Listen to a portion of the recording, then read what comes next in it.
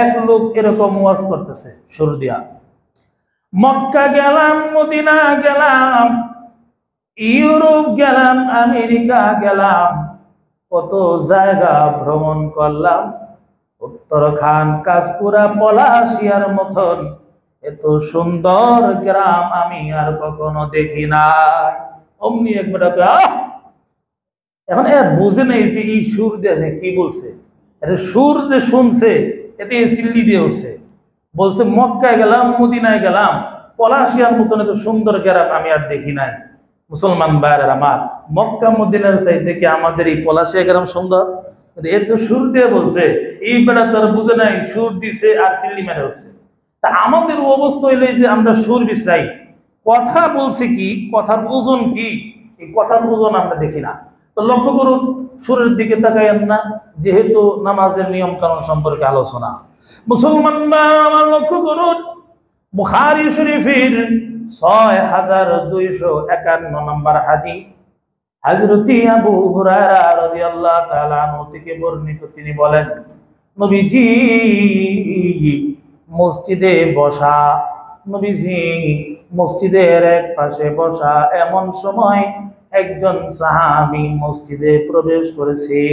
আর নবীজি মসজিদের এক পাশে বসা, এক আল্লাহর নবীর এক সাহাবী মসজিদে প্রবেশ করেছে। লোকটা মসজিদে প্রবেশ করে লোকটা নামাজ পড়লো। নামাজ পড়ার পর, নামাজ শেষ করার পর নবীজির কাছে গিয়ে নবীজিকে সালাম দিলেন। قال رسول الله صلى الله عليه وسلم وعليك السلام। নবীজি লোকটার সালামের জবাব নিলেন। এরপরে নবীজি বললেন, ফারজিই ফাসাল্লি ফাইন্নাকা লাম তুসাল্লি। তুমি যাও, আবার নামাজ পড়ো, তুমি নামাজ পড়নি, তোমার নামাজ হয়নি, তুমি যাও আবার নামাজ পড়ো। লোকটা নবীজির কথায় আবারও গেলেন, নামাজ পড়লেন, নামাজের উপর নবীকে সালাম দেয়। নবী বলেন, ফারজিই ফাসাল্লি ফাইন্নাকা লাম তুসাল্লি। তুমি নামাজ পড়নি, তোমার নামাজ হয়নি, যাও আবার নামাজ পড়ো। লোকটা আবার নামাজ পড়ে যে মাত্র নবীজির কাছে গেছে, আল্লাহ নবী আবার আগের মতোই বলে, ফারজিই ফাসাল্লি ফাইন্নাকা লাম তুসাল্লি। যাও, আবার যাও, তুমি নামাজ পড়নি, তোমার নামাজ হয়নি। অমনি ওই সাহাবী নবীজিকে বলে, আল্লিমনি ইয়া রাসূলুল্লাহ, ও আল্লাহর রাসূল, আপনি আমাকে নামাজ শিখিয়ে দিন। কাইফা উসাল্লি, কিভাবে আমি নামাজ পড়ব, আপনি আমার নামাজ শিখিয়ে দিন। মুসলমান আমার সাহাবীরা নবীজির কাছ থেকে নামাজ শিখেছেন। বলেন না যারা আমরা নামাজের নিয়ম কানুন জানি না, নামাজের নিয়ম কানুন আমাদের শেখার দরকার আছে না নাই? মুসলমান, কত কষ্ট করে আমরা নামাজ পড়ি। সেই ফজরের সময়ে ঘুম থেকে উঠে আমরা নামাজে আসি, বৃষ্টির মধ্যে কত কষ্ট করে মসজিদে এসে নামাজ পড়ি। নামাজ যদি নবীজির তরিকার মতন যদি না হয়, সঠিক পন্থায় সঠিক পদ্ধতি যদি না হয়, তাহলে নবী বলেন, ফাইন্নাকা লাম তুসাল্লি, তুমি নামাজ পড়নি, নামাজ হয়নি। এত কষ্ট করে যদি ওযু বানাইয়া, শীতের মধ্যে, গরমের মধ্যে, বৃষ্টির মধ্যে এত কষ্ট করে ওযু বানাইয়া মসজিদে আসার পরে নামাজ পড়ার পরে যদি নামাজ না হয়, তাতে এর চাইতে তো আর দুঃখ কষ্ট কিছু থাকে না, যেটা ঠিক না? এজন্য নামাজ যেহেতু আমরা পড়ি, নামাজের নিয়ম কারণ আমাদের জানা দরকার আছে না? মুসলমান আমার লক্ষ্য করুন, সাহাবী নবীকে বলে, নবীজি আল্লিমনি, আপনি আমাকে শিখিয়ে দিন, কাইফা উসাল্লি, আমি কিভাবে নামাজ পড়ব গো নবী। আল্লাহ নবী তখন বলেন, ইযা কুমতা ইলাস সালাত আসবিগিল বুযু, ইযা কুমতা ইলাস সালাতি ফাসবিগিল বুযু, তুমি যখন নামাজে দাঁড়ানোর ইচ্ছা করবা, ফাসবিগিল বুযু, যথা নিয়মে ওযু করবা। নামাজের ইচ্ছা করছো, নামাজ পড়ার ইচ্ছা করার জন্য দাঁড়াইছো, নামাজ পড়বা, তাহলে কি করবা? আগে যথা নিয়মে ওযু করবা। ওযু যদি ঠিক না থাকে, অর্থাৎ পাক পবিত্র যদি না থাকে, তাহলে এই লোকটা নামাজ পড়লে তার নামাজ সহি হবে না, তার নামাজ কবুল হবে না, মানে সহি হবে না, নামাজ হবেই না, শুদ্ধ হবে না। অতএব নামাজ শুদ্ধ হওয়ার জন্য শর্ত হইল পবিত্রতা। তাই নবীজি বলেন, ইদা কুমতা ইলাস সালাত, নামাজে তুমি যখন দাঁড়াবে, তো ফাআসবিগিল বুযু, ওযুর যথা নিয়মে ওযু করবা। ওযুর সুন্নাত মুস্তাহাব, ওযুর ফরজ নিয়ম কানুন সহ ওযু করবা, এই কাজটা আগে করবা। নবীজি বলেন, ইদা কুমতা ইলাস সালাত, নামাজের জন্য যখন তুমি দাঁড়াইবা, ফাআসবিগিল বুযু, পরিপূর্ণভাবে সুন্দরভাবে ওযুর নিয়ম যথা নিয়মে ওযু করবা। এরপরে নবী বলেন, সুম্মাস্তাকবিলিল কিবলাতা ফাতাকবির, অতঃপর তুমি কিবলামুখী হয়ে তাকবীর বলবা, আল্লাহু আকবার বলবা, তাকবীর বলবা, তাকবীরে তাহরিমা বলবা। সুম্মা ইকরা বিমা তায়াসসারা মাআকা মিনাল কুরআন, অতঃপর কুরআন থেকে যে অংশটা তোমার জন্য সহজ লাগে ওই অংশ তুমি পড়বা।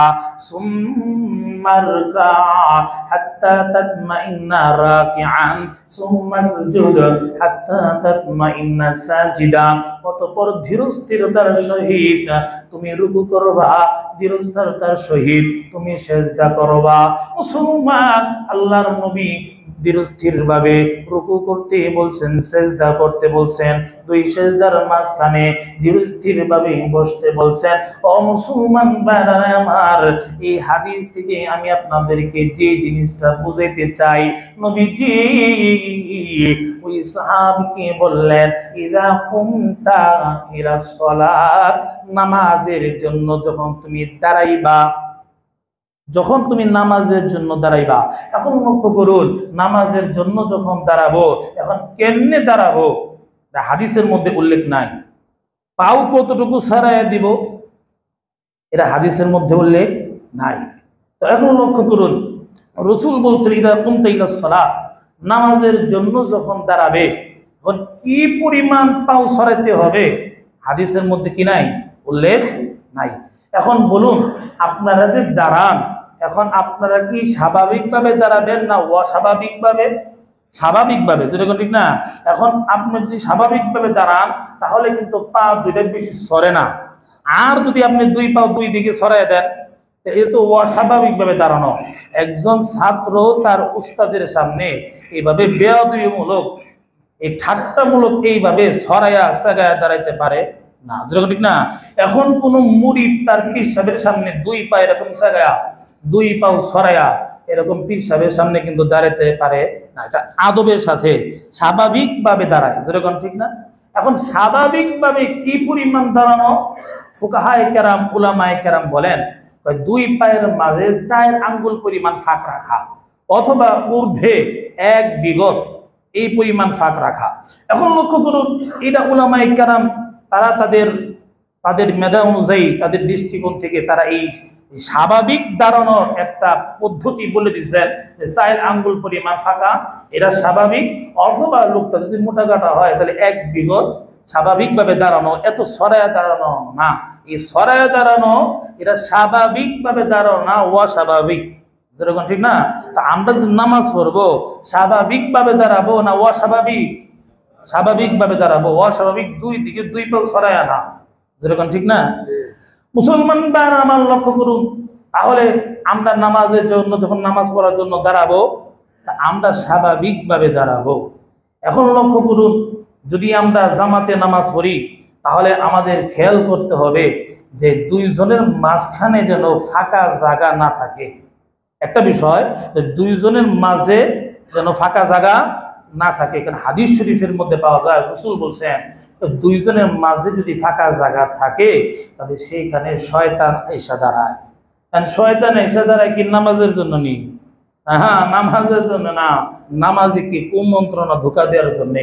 রাসূল বলছেন যে তোমরা এরকম নামাজের মধ্যে, জামাতের মধ্যে দুইজনের মাঝে ফাঁকা রেখো না। এর কারণ হইল শয়তান এসে দাঁড়ায়। শয়তান কি সুরতে আসে, কেমনে আসে, সেটাও নবীজি হাদিসের মধ্যে বলছেন। শয়তান ওই বকরি বা ভেড়ার বাচ্চার আকৃতিতে, কালো আকৃতিতে, এরকম বকরি এবং ভেড়ার বাচ্চার আকৃতিতে ওই ফাঁকা জায়গার মধ্যে এসে দাঁড়ায়। অতএব মুসলমান ভাইরা আমার, একটা বকরির বাচ্চা কিন্তু বেশি একটা মোটা তাজা না, যেরকম না একটু ছোট। অতএব এই পরিমাণ জায়গা যেন আমাদের দুইজনের মাঝখানে খালি না থাকে, এই দিকে আমরা খেয়াল করব। যেরকম ঠিক না, অনেক সময় দেখা যায় আমাকে একজনে বলছে, হুজুর এমন ফাঁকা রাখছে, বাচ্চা বলাবেন তো দূরের কথা, আমি যে একটা শরীর আমি পর্যন্ত ঢুকে গেছি এদের মাঝখানে, এই পরিমাণ ফাঁকা রেখা দাঁড়াইছে। ও মুসলমান ভাইরা আমার, তাহলে লক্ষ্য করুন, যখন আমরা দাঁড়াবো তখন যেন আমাদের দুইজনের মাঝে এরকম ফাঁকা জায়গা না থাকে। এরপরে লক্ষ্য করুন, 2 নম্বর বিষয় হইল যেটা আমরা খেয়াল করব, আমরা যেন আমাদের কাতার যেন সোজা হয়, কাতার যেন সোজা হয় মুসলমান ভাইরা আমার। কারণ কাতার যদি সোজা হয় তাহলে হাদিস শরীফের মধ্যে পাওয়া যায়, যে ব্যক্তি কাতার সোজা করবে আল্লাহ তাআলা তাকে আপন রহমতের সাথে মিলায় নেবেন। জোরে কোন সুবহানাল্লাহ। মুসলমান ভাইরা আমার, তাহলে লক্ষ্য করুন, আমরা যখন নামাজের জন্য দাঁড়াবো, জামাত যদি হয় তাহলে আমরা কাতার সোজা করে দাঁড়াবো। তো লক্ষ্য করুন, একবার আমি দেখছি যে এক লোক এরকম ভাবে নামাজে দাঁড়াইছে জামাতের সময়, তো দেখা গেছে যে তার দুই পাও দুই দিকে সরায়া দাঁড়াইছে। তো আমি জিজ্ঞেস করলাম, ভাই আপনার 2 পাও 2 দিকে এইভাবে সরায়া দাঁড়াইলেন যে, আপনার পা আমার পায়ের সাথে লেগে গেছে। হুজুর আপনি কি রসুলের হাদিস পড়েন নাই? আপনি কি রসুলের হাদিস কি শোনেন নাই? আমি বললাম, কোন হাদিস? তখন সে বলে, রসুল বলছেন ওয়ালা তাযারু ফুরজাতিশ শাইতান। রসুল বলছেন ওমান ওয়াসালা সাফফান ওয়াসালাহুল্লাহ ওমান কাতাআহু কাতাআহুল্লাহ। আল্লাহর রাসূল বলছেন লা তাযারু ফুরজাতিশ শাইতান, তোমরা শয়তানের জন্য কাতারের মাঝখানে ফাঁকা রাখো না। আমি যে সরায়া দাঁড়াইছি এর কারণ, এই কারণের মধ্যে একটা কারণ হইল রসুলের এই হাদিস। রসুল বলছেন লা তাযারু ফুরজাতিশ শাইতান, শয়তানের জন্য কাতারের মাঝখানে ফাঁকা রাখো না। তাই আমি সরায়া দাঁড়াইছি, শয়তান যেন আর আসতে না পারে, 1 নম্বর কারণ। আর 2 নম্বর কারণ, রসুল বলছেন ওমান ওয়াসালা সাফফান ওয়াসালাহুল্লাহ, যে ব্যক্তি কাতারকে মিলাবে আল্লাহ তাআলা তাকে আপন রহমতের সাথে মিলাবেন। জোরে কোন সুবহানাল্লাহ। ওমান কাতাআহু কাতাআহুল্লাহ, আর যে কাতার বিচ্ছিন্ন করবে আল্লাহ তাআলা তাকে আপন রহমত থেকে বিচ্ছিন্ন করবেন। কন্যা নাউজুবিল্লাহ। মুসলমান ভাইরা আমার, লোকটা তখন বলে, হুজুর হাদিস শরীফের মধ্যে আছে লা তাযারু ফুরজাতিশ শাইতান, শয়তানের জন্য খালি জায়গা রেখে দিও না। ওমান ওয়াসালা সাফফান ওয়াসালাহুল্লাহ, যে কাতার মিলায় তা আল্লাহ তাআলা তাকে আপন রহমতের সাথে মিলায়। এই 2 কারণে আমি সরায়া দাঁড়াইছি। একটা হইল শয়তান যেন আসতে না পারে, আরেকটা হইল কাতার মিলাইতে বলছেন, তাই আমি পাও সরায়া দাঁড়াইছি যাতে করে কাতার মিলে যায়, যারা আমি এবং আল্লাহর রহমতের সাথে মিলতে পারি, এই জন্য দাঁড়াইছি। মুসলমান ভাইরা আমার, তখন আমি বললাম, ভাই রসুল সত্য, রসুলের হাদিস সত্য, কিন্তু এই হাদিসের মানা মর্ম বুঝতে ভুল করছেন। আপনি যে হাদিসটা বলছেন যতটুকু, এই হাদিসের মধ্যে 2টা জিনিস বোঝা গেছে। একটা হইল কাতার খালি জায়গা পূর্ণ করে দাঁড়ানো, খালি জায়গা বন্ধ করা, জায়গা যেন কাতার যেন ফাঁকা না থাকে, মানে খালি জায়গা পূর্ণ করে দাঁড়ানো। আর 2 নম্বর বিষয় হইল কাতার সোজা করার কথা বলা হয়েছে। এখন আপনি যে হাদিস বলছেন, এই হাদিসের শুরুতেই রসুল বলছেন আকিমুস সুফুফ আও হালু বাইনাল মানাকিব ওয়া সাদ্দুল খালাল।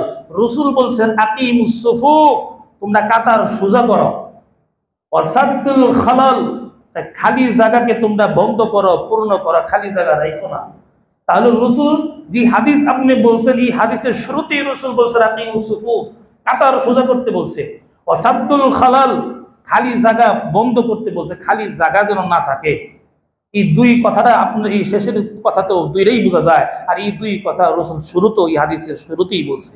এখন কাতার সোজা করা আর কাতারের মাঝখানে ফাঁকা জায়গা যেন না থাকে, এই জন্য করণীয় কি? রসুল ওই হাদিসের মধ্যেই বলছে হাজু বাইনাল মানাকিব, তোমরা পরস্পরের কাঁধে কাঁধ মিলিয়ে দাঁড়াও, তোমরা পরস্পর কাঁধে কাঁধ মিলিয়ে দাঁড়াও। যে কাঁধে কাঁধ মিলিয়ে দাঁড়াও তাহলে ফাঁকা জায়গাও থাকে না, আবার কাতারও সোজা হয়ে যায়। তো রসুল বলছেন কাঁধে কাঁধ মিলাইতে, আপনি যে পায়ের লগে পা মিলাইলেন, তখন কয় হ্যাঁ হ্যাঁ মুসলমান ভাইরা আমার, আসলে হাদিস ঠিকই আছে, সে তো আর অন্য কোনো হাদিস জানে না, তাই আর তর্ক করে নাই। কিন্তু মুসলমান ভাইয়ের আমার, অন্যান্য হাদিসে এটা আছে যে কাদের সাথে কাঁধ মিলাইয়া দাঁড়াইতে, পায়ের সাথে পা মিলাইয়া দাঁড়াইতে। কিন্তু হাদিস তো ঠিকই আছে, কিন্তু আমরা হাদিসের অর্থ মর্ম বুঝতে পারি না, যার কারণে এত ইখতিলাফ, এত মতানৈক্য। যার কারণে দেখা যায় হাদিস ঠিকই আছে, হাদিসের অর্থ মর্ম কোন কারণে এই হাদিসটা রাসূল বলছেন এটা না জানার কারণে, কোন প্রেক্ষিতে এই হাদিসের এই ঘটনাটা ঘটছে না জানার কারণে দেখা যায় অনেকে হাদিসের প্রতি বিদ্বেষ পোষণ করে। মুসলমান আমার লক্ষ্য করুন, বুখারী শরীফের ৭২৫ নম্বর হাদিস, হযরতে আনাস রাদিয়াল্লাহু তাআলা আনহু থেকে বর্ণিত। হযরতে আনাস রাদিয়াল্লাহু তাআলা আনহু বলেন, নবীজি বলেন, আকিমুস সুফুফ, তোমরা কাতার সোজা করো। আকিমুস সুফুফ, কাতারকে সোজা করো। যেই মাত্র নবীজি আমাদেরকে বললেন কাতার সোজা করো, অমনি হযরত আনাস বলেন, কুন্না আহাদুনা ইউলসিকু মানকাবাহু বিমানকিবি সাহিবিহি ওয়া কাদামাহু বিকাদামিহি। হযরত আনাস বলেন, নবীজি যখন বলছেন আকিমুস সুফুফ, কাতার সোজা করো, তারপরে থেকেই আমাদের অবস্থা হয়েছে এই, আমরা পরস্পর কাঁধে কাঁধ মিলাইয়া দাঁড়াইতাম, পায়ে পা মিলাইয়া দাঁড়াইতাম। বুখারী শরীফের ৭২৫ নম্বর হাদিস। হযরতে আনাস বলেন, নবীজি যখন বলছে কাতার সোজা করো, এরপরে থেকে আমরা কাঁধে কাঁধ মিলিয়ে দাঁড়াইতাম, পায়ে পা মিলিয়ে দাঁড়াইতাম। ও মুসলমান, হাদিস তো ঠিকই আছে, কিন্তু এই হাদিসের মর্ম আমরা ঠিক মতো বুঝি নাই।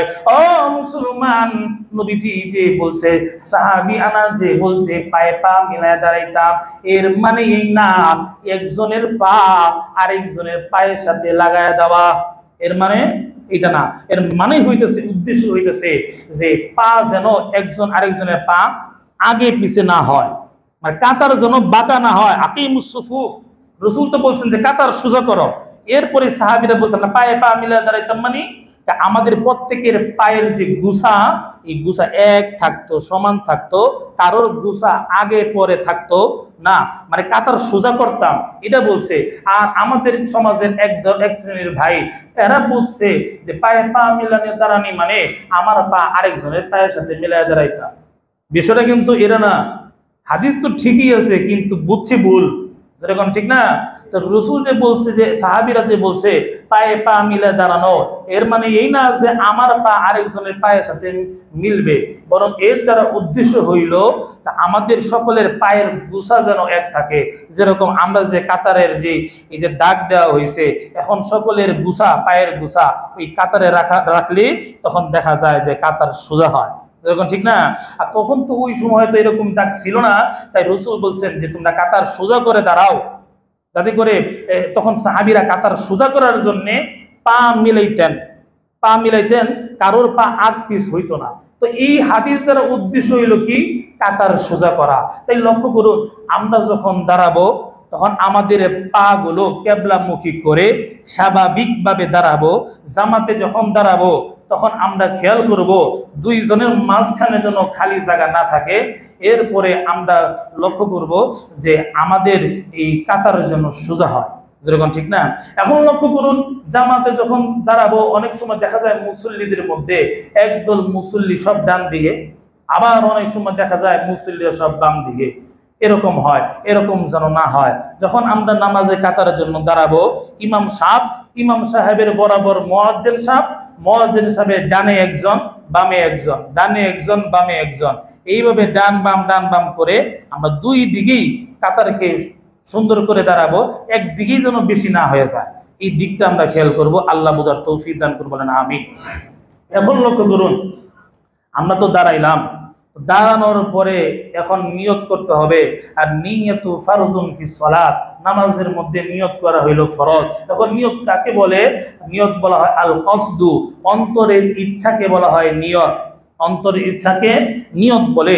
ওই অন্তরের ওই ইচ্ছার ওই নিয়তকে যদি কেউ মুখে প্রকাশ করতে চায়, সেটা হলো মুস্তাহাব। কেউ যদি মুখে প্রকাশ করতে পারে, অসুবিধা নাই, কিন্তু নিয়ত হইতেছে কি আল কসদু, অন্তরের ইচ্ছাকে নিয়ত বলে। এখন আপনি যে নামাজ পড়বেন, আপনার অন্তরে যে ইচ্ছাটা আছে, এই ইচ্ছাটাই হইল নিয়ত।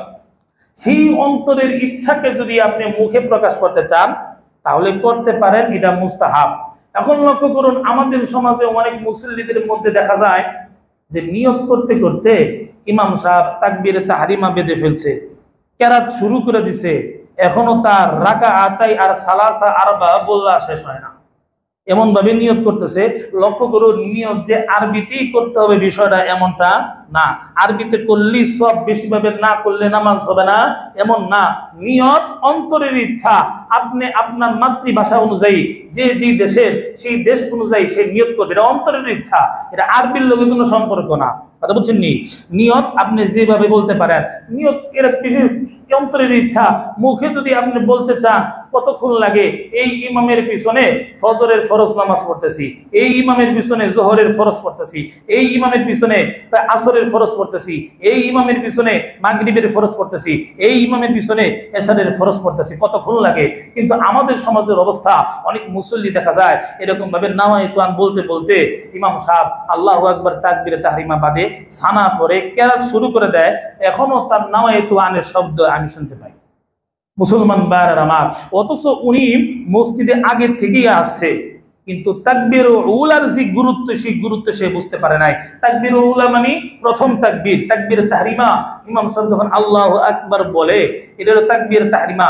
ইমাম সাহেবের সাথে যদি কেউ তাকবীর তাহরিমা বাদে, হাদিস শরীফের মধ্যে পাওয়া যায়, তিরমিজি শরীফের 241 নম্বর হাদিস, নবীজি বলেন কোন ব্যক্তি যদি আল্লাহর সন্তুষ্টির জন্য, আল্লাহকে রাজি খুশি করার জন্য, আল্লাহর সন্তুষ্টির জন্য লাগাতার একাধারে যদি 40 দিন ইমাম সাহেবের সাথে জামাতে নামাজ পড়ে তাকবীরে উলা যদি পায়, তাহলে তার জন্য 2টা ছাড়পত্র আছে। নবীজি বলেন, 1 নাম্বার ছাড়পত্র হইল বারাআতুম মিনান নার, আমার আল্লাহ ওই ব্যক্তিকে জাহান্নাম থেকে ছেড়ে দিবেন, মুক্ত করে দিবেন, বলেন সুবহানাল্লাহ। 2 নাম্বার ছাড়পত্র হইল বারাআতুম মিনান নিফাক, মুনাফিকি থেকে আল্লাহ তাআলা তাকে মুক্ত করে দিবেন, বলেন সুবহানাল্লাহ। আল্লাহ নবী বলেন, তিরমিজি শরীফের 241 নম্বর হাদিস, আল্লাহর সন্তুষ্টির জন্য মাত্র 40 দিন, লাগাতার 40 দিন কেউ যদি ইমাম সাহেবের সাথে তাকবীর উলা পায়, তার জন্য 2টা ছাড়পত্র, এর মধ্যে একটা ছাড়পত্র হইল বারাআতুম মিনান নার, জাহান্নাম থেকে আল্লাহ তাআলা তাকে মুক্ত করে দিবেন, বলেন সুবহানাল্লাহ। তা আমরা কি জাহান্নাম থেকে মুক্তি পাইতে চাই না? তো রাসূল বলছেন লাগাতার 40 দিন তাকবীর উলা যদি পায়। তা আমাদের সমাজে দেখা যায় মুসল্লিরা আগে থেকে বসা নামাজ পড়বে, কিন্তু ওই যে নিয়ত, ওই নিয়ত মুখে বলার কারণে দেখা যায় তাকবীর উলা শিখে যায়। এজন্য এই জিনিসটা আমরা খেয়াল করব যে আমাদের তাকবীর উলা যেন না ছুটে। এখন লক্ষ্য করুন, তাহলে আমরা দাঁড়াবো, আমাদের পা গুলো কেবলামুখী করে স্বাভাবিকভাবে দাঁড়াবো। জামাতের নামাজ পড়তে গেলে যেন ফাঁকা জায়গা না থাকে, কাতার যেন সোজা হয়। এরপরে আমরা নিয়ত করব। নিয়ত করার পর লক্ষ্য করুন, তাকবীর তাহরিমা বাঁধবো। এখন তাকবীর তাহরিমা আমরা কিভাবে বাঁধবো? লক্ষ্য করুন, ইমাম সাহেব তাকবীর তাহরিমা বাদে আল্লাহু আকবার, ইমাম সাহেবের আগে যেন মুসল্লিদের তাকবীর তাহরিমা না হয়ে যায়। যদি কোনো মুসল্লি ইমাম সাহেবের আগে যদি তাকবীর তাহরিমা বাদে, তাহলে ওই মুসল্লির নামাজ হবে না। এজন্য ইমাম সাহেবের আগে কোনো কিছু না করা। হাদিস শরীফের মধ্যে পাওয়া যায়, নবীজি বলছেন যে ইমাম তো নির্ধারণ করা হয়েছে তার অনুসরণের জন্য, অতএব ইমামের অনুসরণ করতে হবে, ইমামের আগে যেন আমাদের কোনো কাজ না হয়। আল্লাহ তাআলা বুঝার তৌফিক দান করে। এখন লক্ষ্য করুন, আমরা তো দাঁড়াইলাম, তাকবীরে তাহরিমা আমরা বাঁধবো, কি পরিমাণ হাত আমরা উঁচা করব, হাতগুলোর আঙ্গুলগুলো স্বাভাবিকভাবে একেবারে মিলানো না, স্বাভাবিকভাবে আমরা আঙ্গুলগুলো ফাঁকা করব। এরপরে হাত কোন পর্যন্ত উঠাবো? হাদিস শরীফের মধ্যে পাওয়া যায়, এক রিওয়ায়াতে আছে ইলা উযুনাইন, কান পর্যন্ত, আরেক রিওয়ায়াতে আছে ইলা ফুরুই উযুনাইহি, কানের উপর পর্যন্ত, আরেক রিওয়ায়াতে আছে ইলা শাহমাতিল উযুনাইনে, কানের লতি পর্যন্ত হাত উঠানোর কথা আছে। আরেক রিওয়ায়াতে আছে ইলা মানকাবাইহি, কাঁধ পর্যন্ত, বুক পর্যন্ত। এখন মুসলমান ভাই আমার লক্ষ্য করুন, যেহেতু এই রিওয়ায়াতগুলো আছে, তাই আমাদের আবু হানিফা রহমতুল্লাহ আলাই, আমাদের ইমাম সাহেব যিনি, তিনি তার মতে হইল যে আমরা যারা পুরুষ যারা আছি, যেহেতু হাদিসে কানের কথা, কানের লতি, কানের উপর পর্যন্ত বলা আছে, আবার বলা আছে কাঁধ এবং বুক পর্যন্ত, যেহেতু এই হাদিস আছে, তাই আমাদের ইমাম আবু হানিফা রহমতুল্লাহ আলাই তিনি সমাধান দিচ্ছেন, তার মত হইল যে আমরা যারা পুরুষ যারা আছি, আমাদের হাত আমরা যেন এই কানের লতি পর্যন্ত যদি উঠাই, তাহলে আমাদের কান পর্যন্ত যায়, কানের উপর পর্যন্ত আঙ্গুলের মাথাগুলো যায়। তা আমরা যদি আমাদের এই কানের লতি পর্যন্ত উঠাই, তাহলে যে হাদিসের মধ্যে কানের লতি, কানের উপর পর্যন্ত বলা হয়েছে, ওই তিন হাদিসের রেওয়ায়তের উপরে আমল করা হইল। আর যে হাদিসের মধ্যে কাঁধ এবং বুকের কথা বলা হয়েছে, এবং আবু হানিফা রাহমাতুল্লাহ আলাইহি বলেন, তো মহিলাদের গঠন যেহেতু অন্যরকম, তারাদের পর্দা হয় যদি তারা বুকের মধ্যে ধরে, এটাই তাদের জন্য সহজ হয়, সুন্দর হয়, তাদের পর্দারা থাকে।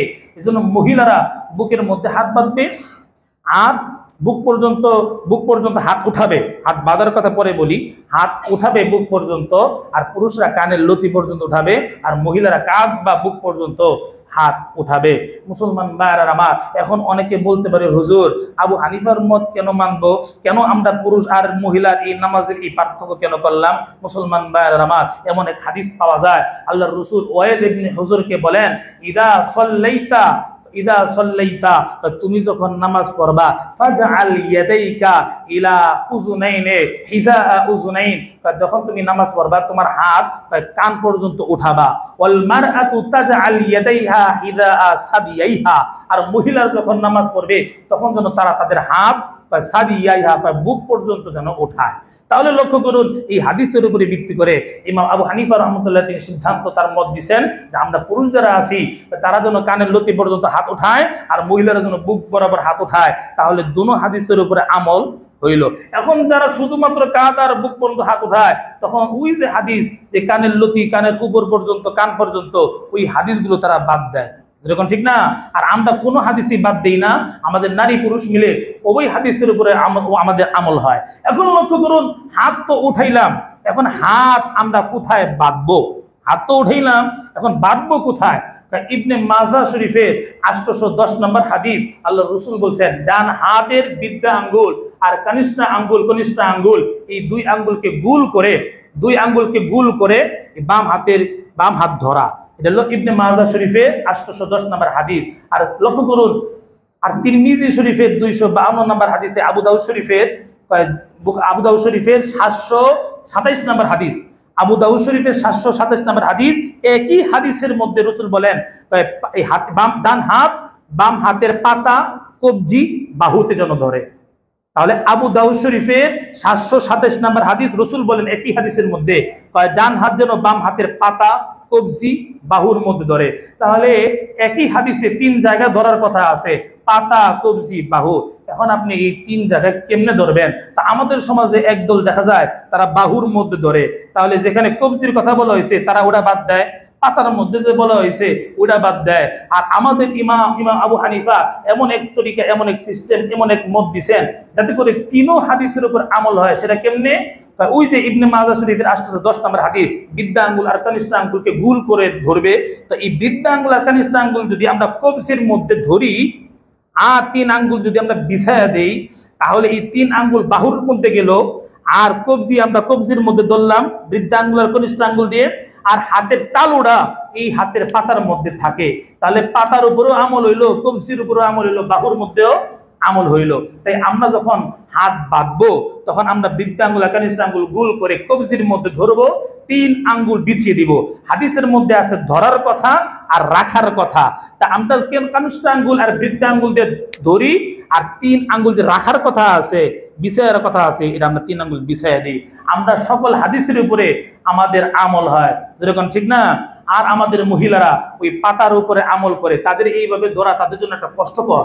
এজন্য তাদের গঠন যেহেতু অন্যরকম, তাই তারা ওই এক হাদিসের উপরে আমল করবে, সেটা হলো তারা ডান হাত বাম হাতের পাতার মধ্যে রেখে দিবে। এখন লক্ষ্য করুন, হাত উঠাবো কোন পর্যন্ত তাও বুঝলাম, হাত বাঁধবো কোন পর্যন্ত, কিভাবে ধরবো সেটাও বুঝলাম, রাখবো কোথায়? এখন লক্ষ্য করুন, হাদিস শরীফের মধ্যে আছে বুকের মধ্যে রাখা যায়, নাবির নিচ পর্যন্ত রাখা যায়। এখন লক্ষ্য করুন, আমরা নাবির নিচে পুরুষ যারা তারা রাখি, আর আমাদের মহিলারা বুকের উপরে রাখে, এতে তাদের পর্দা থাকে, এতে তাদের জন্য সহজ হয়, দুনো হাদিসের উপরই আমল হয়। আর যারা শুধুমাত্র বুকের মধ্যে রাখে, তো তারা নাবির নিচে যে হাদিস, ওই হাদিস বাদ দেয়। তিরমিজি শরীফের 252 নম্বর হাদিস ওই হাদিস, এবং এই নাবির নিচে হাদিস, এটা ইবনে আপনার ওই শুআবুল ঈমান এমন হাদিসের কিতাবের মধ্যে এই হাদিসগুলো আছে। তো লক্ষ্য করুন, আমরা জানলাম হাত কোন পর্যন্ত উঠাবো, কান পর্যন্ত, কানের লতি পর্যন্ত, এবং হাত বাঁধবো কিভাবে সেটাও জানলাম। এখন হাত রাখবো কোথায়? নাবির নিচে বা নাবির উপরে, নাবিতে। আর আমাদের বোনেরা, মা বোন যারা আছে, এরা বাঁধবে বুকেতে। এখন লক্ষ্য করুন, হাত তো বাঁধলাম, হাত বাঁধার পরে এখন কি করব? হাদিস শরীফের মধ্যে পাওয়া যায়, রাসূল বলেন এখন তুমি সানা পড়বা, সুবহানাকাল্লাহুম্মা ওয়া বিহামদিকা ওয়া তাবারাকা ইসমুকা ওয়া তাআলা জাদ্দুকা ওয়া লা ইলাহা গায়রুক। মুসলমান, সময় সংক্ষিপ্ত, লক্ষ্য করুন, বিস্তারিত এখন আর বলার টাইম নাই। নবীজি বলেন সানা পড়বা, সানা পড়ার পর আউযু বিল্লাহ পড়বা, বিসমিল্লাহ পড়ে সূরা ফাতিহা পড়বা, সূরা ফাতিহা পড়ার পর আমিন বলবা। আমিন কেমনি বলবা ও মুসলমান? আমিন বলতে হবে এমন নিম্ন সুরে যাতে করে নিজে আমিন শব্দটা শুনতে পায়, সারা দুনিয়ার মানুষ শুনতে পায় এইভাবে না, নিজে যেন আমিন শুনতে পায়। এরপরে নবীজি বলেন, এরপরে বিসমিল্লাহ পড়ে তুমি কিরাত পড়বে, ফাকরাউ বিমা তায়াসসারা মাআকা মিনাল কুরআন, কুরআনের যে অংশ তোমার জন্য সহজ তুমি সেটা পড়বে। আল্লাহ তাআলা কোরআনের মধ্যে এই কথাই বলেন, ফাকরাউ মা তায়াসসারা মিনাল কুরআন, কোরআনের থেকে যে অংশ তোমার জন্য সহজ ওই অংশটা তুমি তেলাওয়াত করবে। মুসলমান ভাইরা, আমার নামাজের মধ্যে কিরাত পড়া ফরজ। ও মুসলমান, এখন আমাদের অবস্থা হলো এই, আমরা শুদ্ধভাবে কোরআন পড়তে জানি না। শুদ্ধভাবে যদি কোরআন যদি না পড়তে পারি, তাহলে আমাদের নামাজ হবে না। ও মুসলমান, লক্ষ্য করুন, সূরা ইখলাসের মধ্যে কফ লাম পেশ কুল, এই কুল মানে বলা, আর যে কাফ লাম পেশ কুল বলা হয়, তাহলে অর্থ হলো খাওয়া। তাহলে কুল কফ দিয়ে বললে বলা হয় যে কুল, হে নবী আপনি বলুন আল্লাহু আহাদ, আল্লাহ এক। আর যে কাফ লাম পেশ কুল কোন, তাহলে বোঝা যায় যে তুমি খাও, আল্লাহ এক। যেরকম না, নাউজুবিল্লাহ। অতএব কি শুদ্ধভাবে আমাদের কোরআন শিখতে হবে। এখন দেখা যায় নিজেরাও তো কোরআন পারি না, আমাদের সন্তানদেরকে কোরআন শেখাই না, নামাজ শেখাই না। আমরা যদি আমাদের সন্তানদেরকে এই 10-15 মিনিট 20 মিনিট যার যার সুবিধা অনুযায়ী আমাদের সন্তানদেরকে যদি আমরা মসজিদে মক্তবে পাঠাই, কারো যদি 10 মিনিটের জন্য যদি আসতে চায় তাহলে আসুক। আমি প্রায় 8টা, 8:30 পর্যন্ত মসজিদে বসা থাকি। কারো সন্তান যখনই সুযোগ পাবে 10-15 মিনিট আমরা আমাদের সন্তানদেরকে মসজিদে পাঠিয়ে দেব, নামাজ কোরআন যেন তারা শিখতে পারে। যেরকম ঠিক না? মুসলমান আমার লক্ষ্য করুন, সময় সংক্ষিপ্ত। আজকের জুমায় শুধু আমরা দাঁড়ানোর অবস্থাটাই জানলাম। এরপরে কোন জুমায় যদি সুযোগ হয় কিভাবে রুকু করব, সেজদা করব, কিভাবে বসবো, কিভাবে সালাম দেব বলবো। ও মুসলমান আমার লক্ষ্য করুন, আল্লাহ রাব্বুল আলামিন আমার তেলাওয়াতকৃত আয়াতের মধ্যে বলেন, ওয়াস্তাঈনু বিসসবরি ওয়াস সালাহ, ধৈর্য এবং সবরের সাথে তোমরা আল্লাহর কাছে সাহায্য চাও। আমার আল্লাহ বলেন, ওয়া ইন্নাহা লাকাবীরাতুন, নামাজ বড় কঠিন কাজ। বলেন না নামাজ বড় কি কাজ?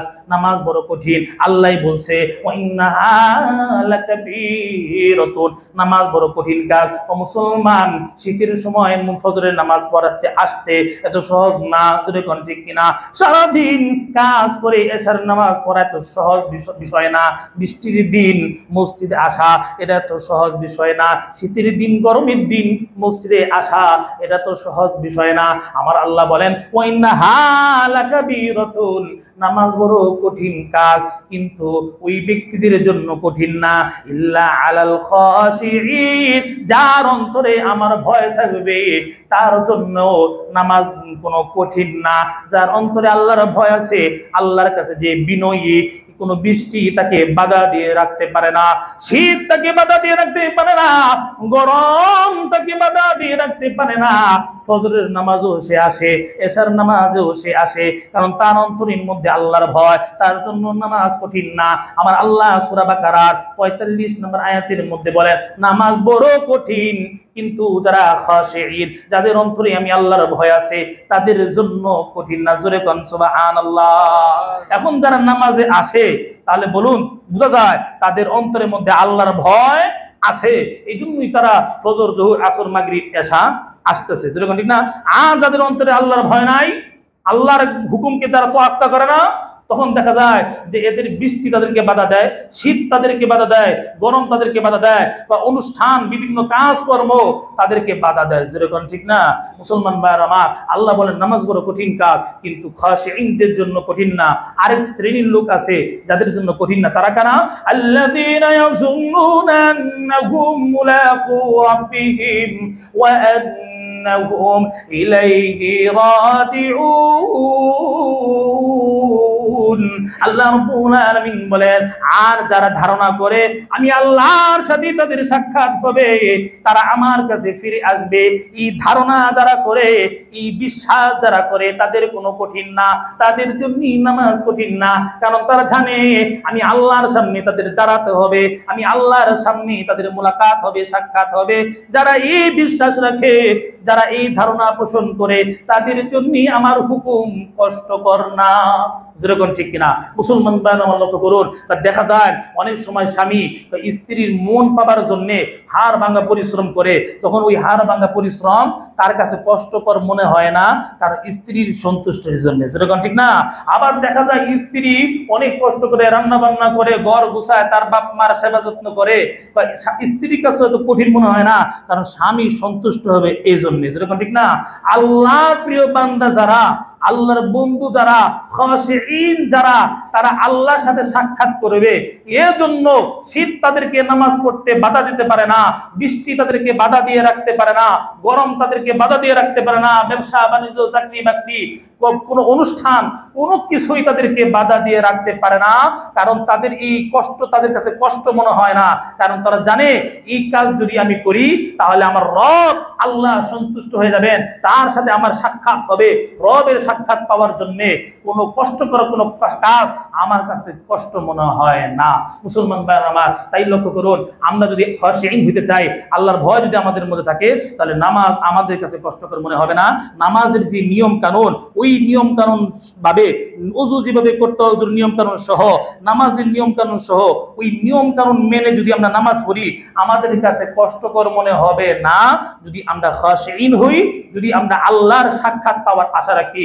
আল্লাহ রাব্বুল আলামিন আমাদেরকে ওযুর নিয়ম কানুন সহ ওযু করার এবং নামাজের নিয়ম কানুন সহ নামাজ পড়ার তৌফিক দান করুক, আমিন।